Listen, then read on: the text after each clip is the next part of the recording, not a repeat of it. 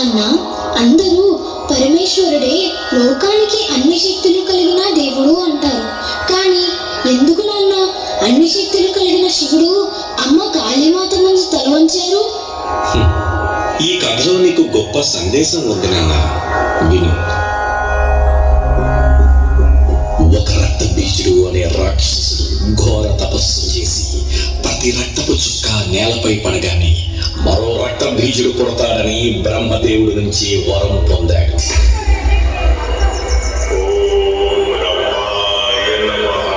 ఆ శక్తితో అతను భయంకరమైన విధ్వంసాన్ని సృష్టించాడు.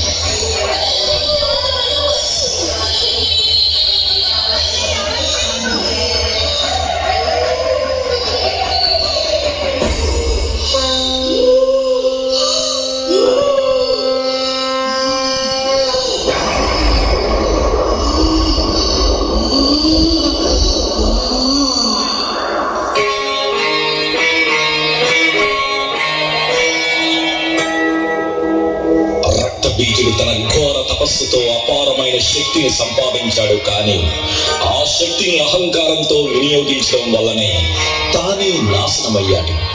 మాతా కాళీ అతనికి శిక్ష చూపినప్పుడు ఆమె కోపం అదుపు తప్పితే లోకం నాశనమవుతుంది. అప్పుడే శివుడు వచ్చి తనను తానే తలవంచాడు. అది శక్తికి నమస్కారం కాదు, శక్తి ఎప్పుడూ నియంత్రణలో ఉండాలన్న సందేశం. ఈ కథలో కేవలం పురాణాలు కావు, ప్రతి ఆడపిల్లలో ఉన్న శక్తిని గౌరవించాలి.